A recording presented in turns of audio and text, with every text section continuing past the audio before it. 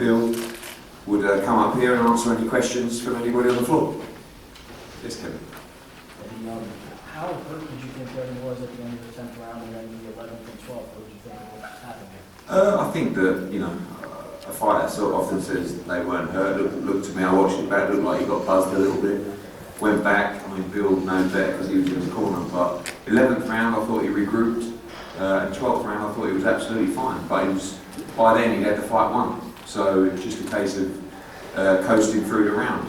Interesting to hear Bill in an interview where I guess as a coach you sort of think, Devin, why did you want to trade up and get involved? And the answer was because he wanted to entertain and he wanted to close the show.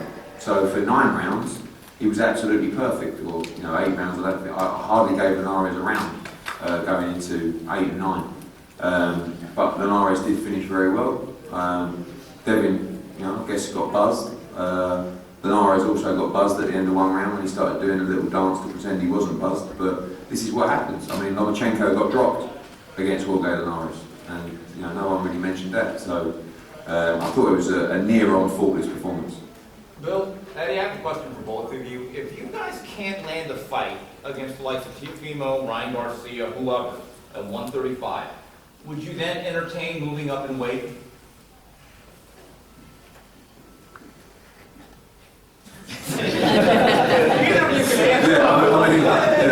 These guys are the bosses, so they tell me what to do. But the way I see it is, there's unfinished business at 135 pounds. And actually, we had the conversation probably nearly 2 years ago, where it was like, if we can't get the fights at 35, we'll move up to 140 and chase big fights there. We talked about Regis Prograis, Mikey Garcia, all these guys at 140 that I think are great fights. But when he became champion and those fights are there, and then 135 started becoming extremely hot, that's kind of like the money division at the moment. We know there's Josh Taylor who's undisputed, but for me, as long as Devin can continue to make 135 pounds safely, that's the division where you're going to see these mega fights. Because right now, Devin Haney against Teofimo Lopez, mega fight. Devin Haney against Ryan Garcia, mega fight. Devin Haney against Tank, mega fight.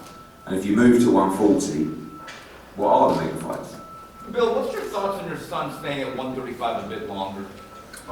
We had a great training camp. Devin is maturing.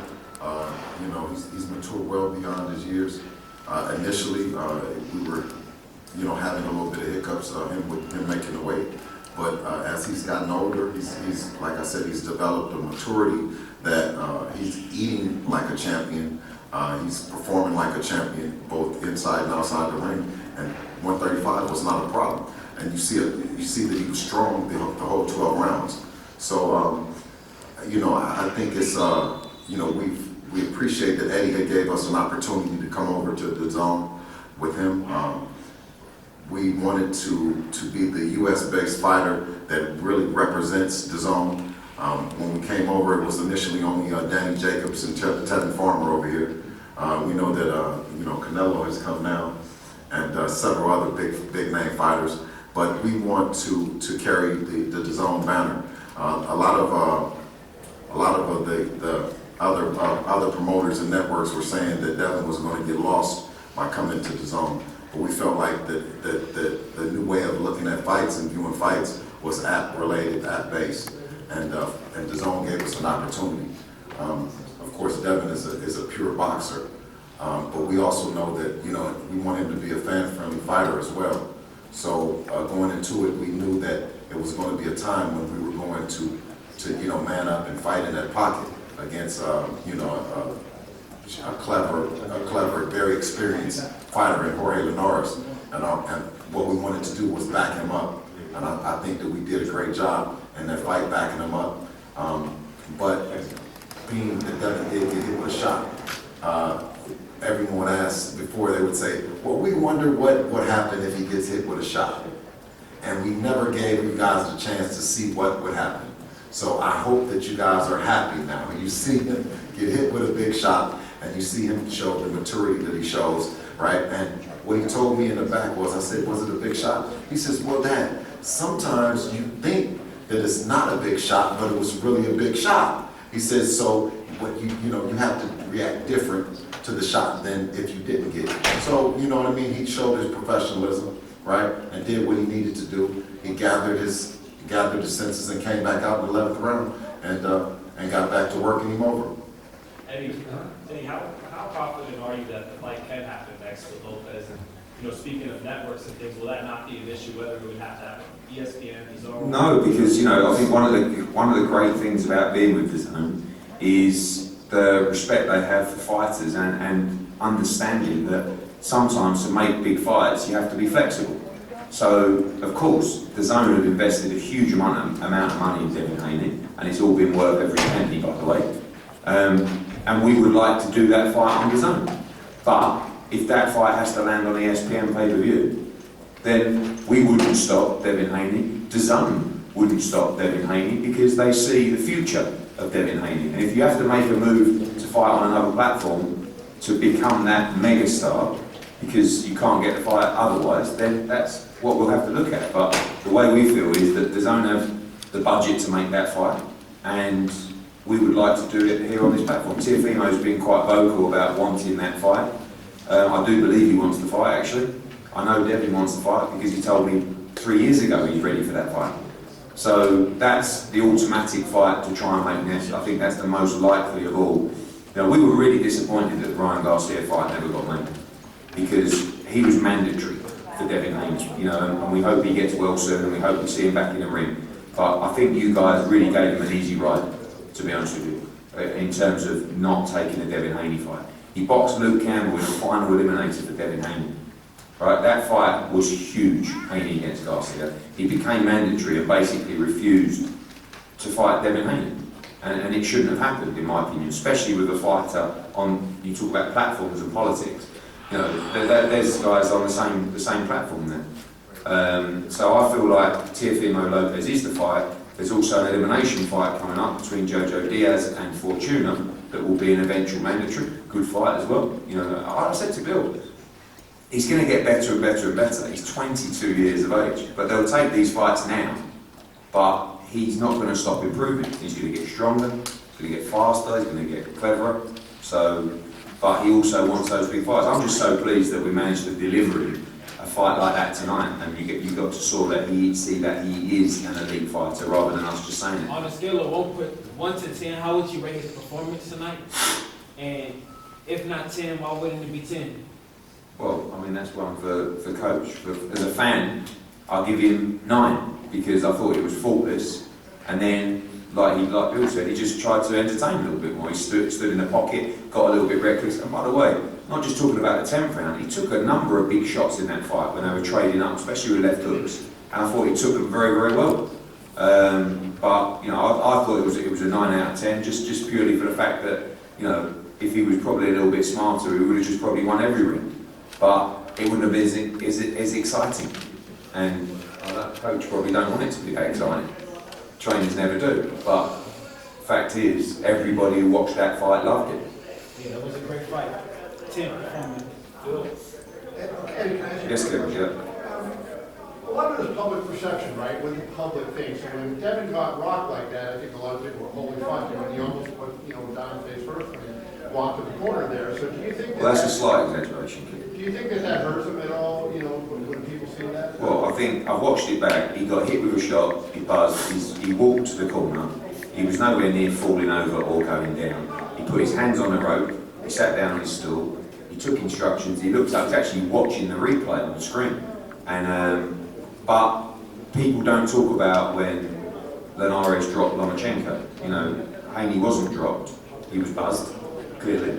But maybe that's a good thing. Maybe that'll make people think, oh, okay, there's a chink. Because otherwise, without that chink, without that 10th round, really, everyone would be sitting here saying that was a masterclass performance. And that's what I wanted to follow up with. Is I actually couldn't tonight from. I thought this was the best Devin Haney book in his career. And so, given that, I wonder, does that sour it at all? Because you're having to defend it, and you're bringing up the knockdown from 3 years ago, and instead of talking about what he did, especially the first 9 rounds. Yeah, but all I'm saying is Jorge Linares has great power. And when you get hit clean, flush on the chin, actually, at a time as well, when he was not, you couldn't actually see the shot, he moved out of the way and took a clean right hand. So, you know, I think that what he actually showed was he can get hit, he can take big shots, and he can recover. The WBC lightweight champion of the world.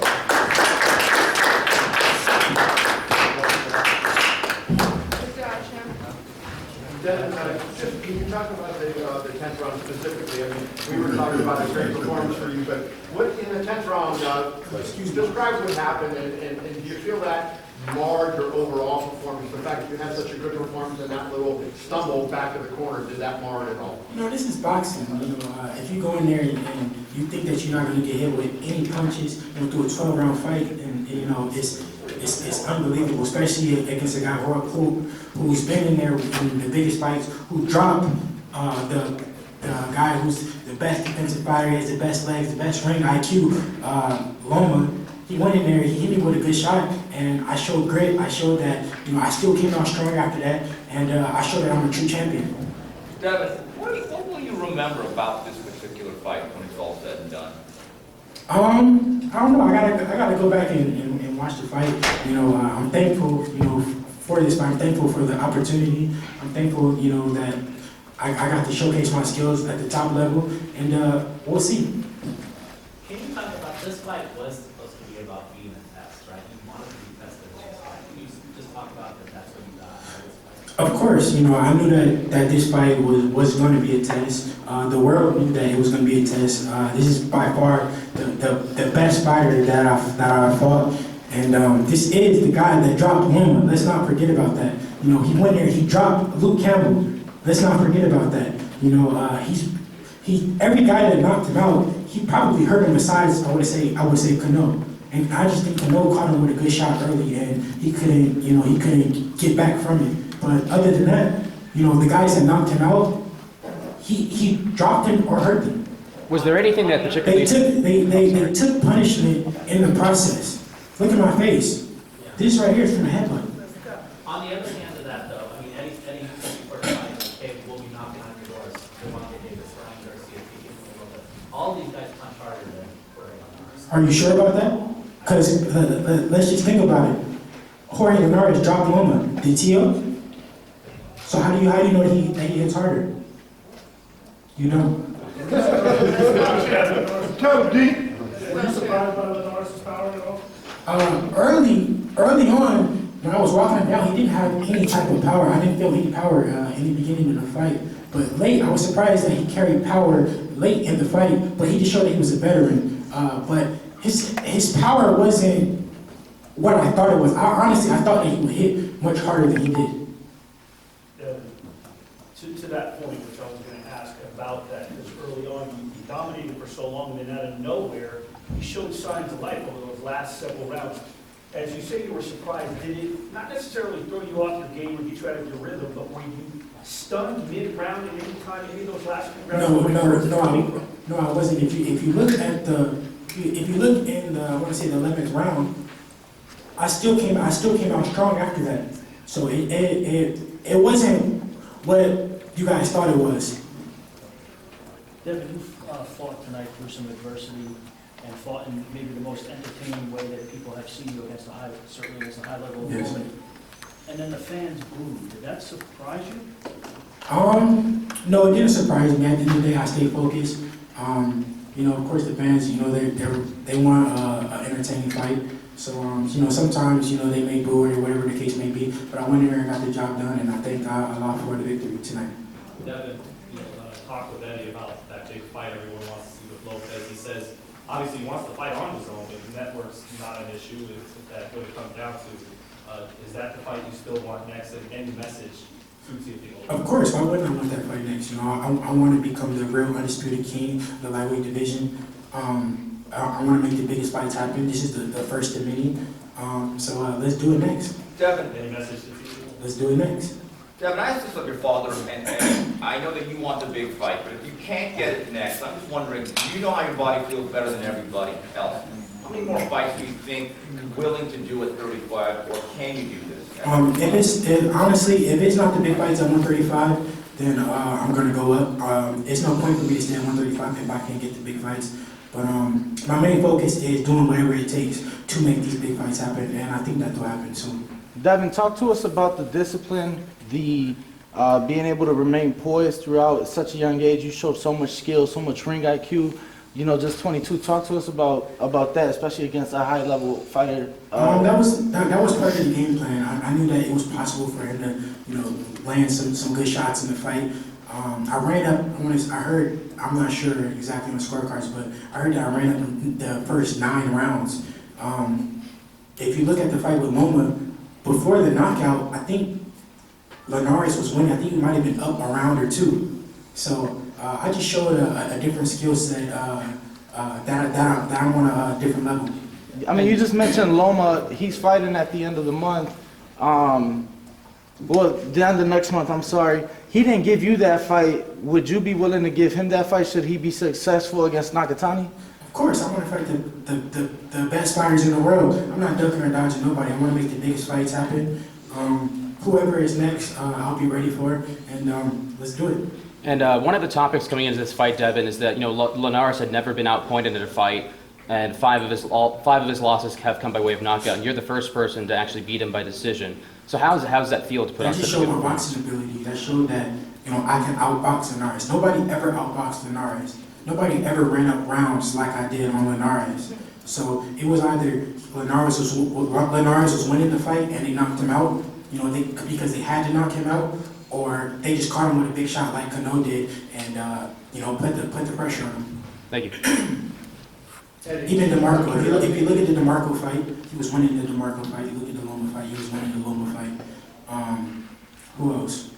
I can't even think of the other guys. Just to throw this out there, we talked about Ryan Garcia and Lopez. Gervonta Davis has a belt. Can you do business with Al if that fight presents itself? He has to fight in June. So if Lopez, Bob couldn't get Lopez. What belt does he have? You said Gervonta, would you consider him? You said he has a belt. Well, he has whatever you call that. 7, it's about 7. I think that there's no. The great thing about this situation is there is no network problems. That's generally an excuse as to why a fight can't get made. So there are no excuses. So if Al Heyman wants to make an offer to us and Bill and Devin to fight Tank on pay-per-view, no problem. It's a massive pay-per-view fight. If someone wants an offer from us, a sizable offer to do it on the zone, no problem. So I think he's in such a great position because there are really no excuses as to why one of those fights shouldn't happen. And that's when I talked earlier about how I feel you guys gave Ryan Garcia a huge pass, because where's the excuse for that one? Same network, mandatory challenger. And it was just like, no, that's just not going to happen. Why? Why not? I think there needs to be, people need to be more accountable if those kind of fights don't happen. So now, Tank, Teofimo, there's no excuse. Who do you think, Devin, is the best of the third, other than yourself? Who is the best opponent for you at 35? Is it Teo, or is there somebody else you think is better? All those guys are good. I can't just sit here and just lie to the media and not lie to the fans and say that all those guys aren't good. Honestly, I think all those guys are good, and all of them will be a huge fight. But I really want belts right now. I want to become the undisputed lightweight champion of the world. So the one that I will want the most is Teo. And Devin, I want to get your thoughts on the WBC franchise confusion, because the Ray magazine recognizes you as the legitimate champion. WBC President Mauricio Suleiman has said that Teofimo is undisputed, so there's a lot of confusion. Does all that confusion make you more motivated just to fight Teofimo and just decide once and for all who's really the undisputed champion? I just want to thank God for this victory tonight. I feel like I put on a good performance. I want to thank the fans, all the media that came out, thank my team. We worked hard in camp. You know what I'm saying? Everybody, all my team, thank you guys. I want to thank my dad, of course. My dad, he's been here, day in and day out. We've been working. He stayed focused with me through the process. My promoter, of course, Eddie Hearn, Elliot, and Grant, Elvis Grant. Those guys for protecting my hands. Ben Davison, my whole team. We stay focused. Church, of course, church has been keeping me motivated day in and day out. My brother Little, my security, my girl, of course, Jania, she's been sacrificing with me. I haven't saw her in about 8 weeks, so, I'm so thankful, for this victory, and I look forward to, showing the world I'm the best fighter. When you talk about that relationship with you and your father, working together, how has that made you guys even closer, or has it? Of course, me and my dad, like I said before the fight, we get closer and closer every day. Our bond is something crazy. Like sometimes I think that he's in my head. He knows what I'm thinking. It's unbelievable. But I want to thank my dad.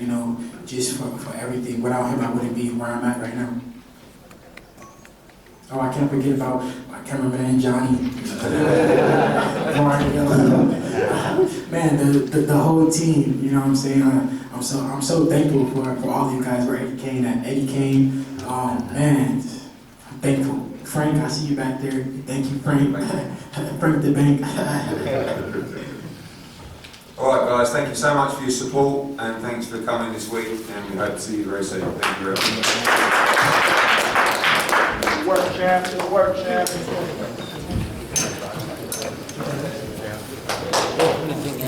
Our website. And still!